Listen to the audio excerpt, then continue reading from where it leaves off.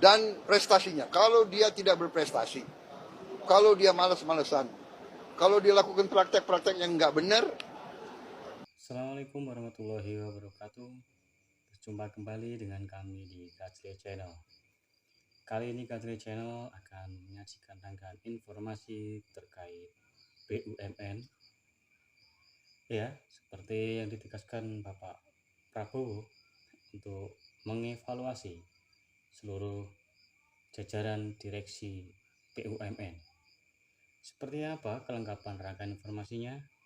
Jangan kemana-mana, tetap di Kacre Channel. Mari kita saksikan rangkaian informasinya. Dari 1046 BUMN, tapi dividen hanya digendong 8 perusahaan BUMN, 52% masih rugi.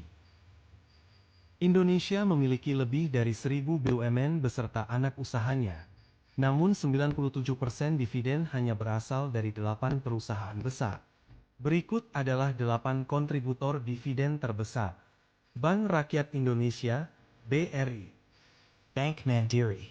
Mind ID, Mineral Industri Indonesia. Pertamina, Telkom Indonesia. Bank Negara Indonesia, BNI. PLN, Pupuk Indonesia. Sementara 52% BUMN terus merugi dengan total kerugian 50 triliun rupiah per tahun. Laba konsolidasi 2024 bahkan turun 7% menjadi 304 triliun rupiah. Meski pendapatan tumbuh 6,6% year-on-year.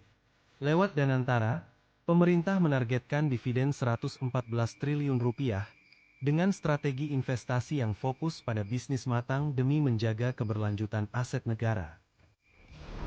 Kekhawatiran melemahnya penegakan hukum ke BUMN muncul usai disahkannya Undang-Undang Nomor 1 Tahun 2025 tentang BUMN yang menyatakan petinggi BUMN bukan merupakan penyelenggara negara.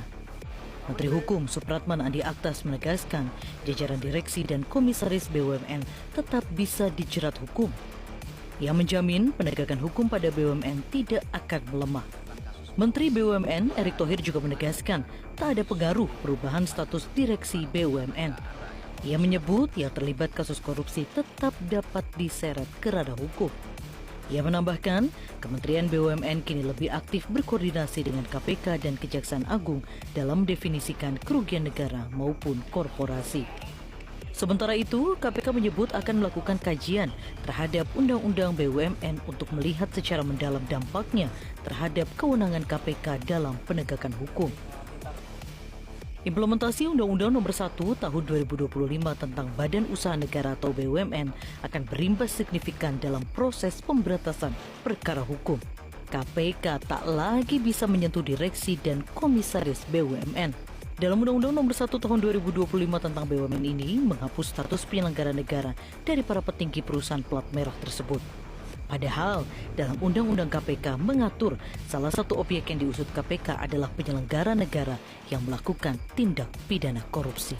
Semua direksi dievaluasi kinerjanya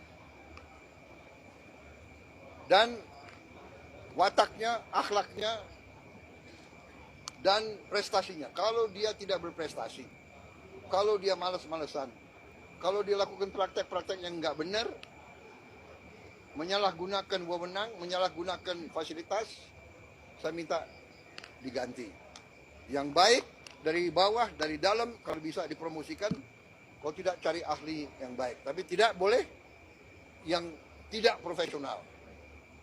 Ya, saya bilang jangan memilih atas dasar suku, agama, ras, latar belakang, atau atas dasar partai politik. Tidak, ini harus anak-anak Indonesia yang bekerja sebesar-besarnya untuk rakyat Indonesia. Ke-1, memberhentikan dengan hormat masing-masing. 1.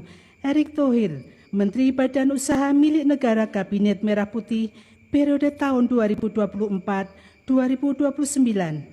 2. Sulaiman Umar, Wakil Menteri Kehutanan Kabinet Merah Putih, periode tahun 2024-2029. 3.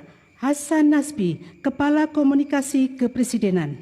4. Anto M. Putranto, Kepala Staf Kepresidenan. Oke, sekian informasi yang telah kita sajikan. Bagaimana menurut pendapat Anda? Silakan tinggalkan tanggapan dan reaksi Anda di kolom komentar. Terima kasih telah menemani kami di Gajle Channel. Sampai berjumpa kembali di dalam video dan informasi yang berbeda. Sekian dari kami, salam Gajle Channel.